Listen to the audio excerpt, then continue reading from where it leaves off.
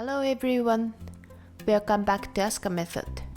Today, I'd like to explain a little about the Asuka method at home warming up series. The Asuka method uses original music created specifically for each exercise. I hope to use this video to share the thoughts behind the exercises and the music, why I created them, and how I hope they will be of use to you, as well as some little tips and key points that I wasn't able to teach fully in the exercise videos.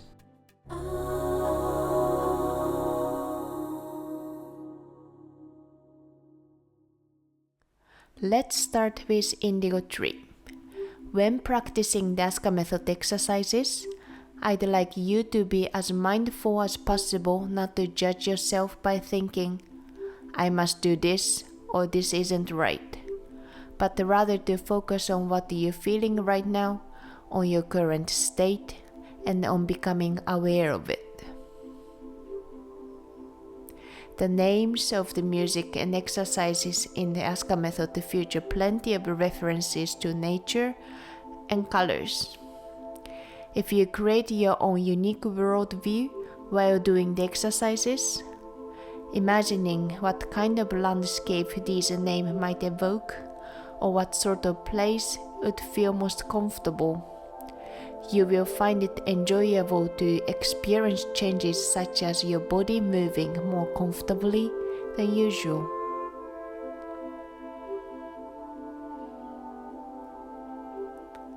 Now let me share key points with you. Firstly, when warming up your feet, start with your left foot, as the left foot contains reflexing zones related to the heart and the circulatory system. Stimulating it first helps improve circulation throughout the whole body. Secondly, and this applies to every exercise, be mindful of more than just the parts of your body you can see. Feel the space between your hands. Feel yourself connecting from the soles of your feet through the floor to the earth below. Feel yourself stretching upwards from the top of your head towards the sky and the universe, and feel the air around your body supporting you. Let's breathe more deeply by using the energy and the vital force that exist, even though they are invisible to the eye. Finally, when raising your arms, lift your shoulders and the shoulder blades upwards and hold them in place while hitting the ground with your heels. Please be careful, as your arm tends to drop halfway through the movements. If your shoulder hurt or feel uncomfortable, instead of raising your arms, use your thumbs to lift the area just below your armpit like this, and pull your body upwards. The next exercise is Milky Way. Milky Way refers to galaxy. I created this exercise with the hope that each part of the body would shine beautifully, and by connecting with one another, form a glowing band of lights in the night sky. Pushing off the ground with your heels and bounce to awaken your entire body. Try to enjoy the exercise with the sensation that every single cell is dancing together. When bouncing, try to be mindful of the rebound from the ground, just as you would when you're dribbling a basketball. It's a light sensation, not one of sinking down and down, but of dropping down and then bouncing back up. This exercise is effective when you want to warm up, when you want to calm down, and even when you're feeling nervous before presentation, for example. I imagine that everyone practicing the Asuka method lives in different places, but perhaps we are all connected somewhere, just like the Milky Way. Now, here's the final exercise in the warming up series, Sacred Shrine. I created this exercise not in a religious sense, but with the intention of engaging with the movements of one's spine while holding a sense of sacredness.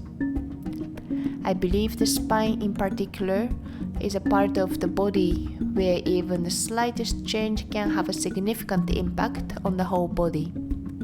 It's an area where differences occur every day, even if we don't notice them. Let's use this exercise to tune into how we are feeling today through our spine. First, when getting down on all fours, rather than dropping straight on your knees, try holding your knees about 2 cm off the floor as shown here.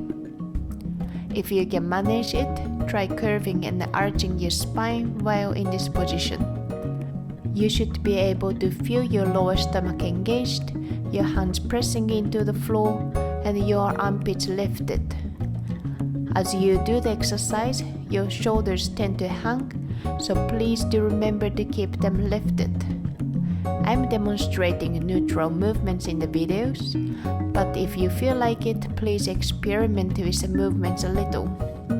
For example, even with the same curving and arching movements, try making them smaller or bigger. See where your personal limits lie in terms of range of motion. You could also change the speed, try doing them quickly or slowly. It's fun to combine these different approaches. I hope you enjoyed the video. I'd be delighted if you could try the exercises again using the points I've covered in this video as a guide.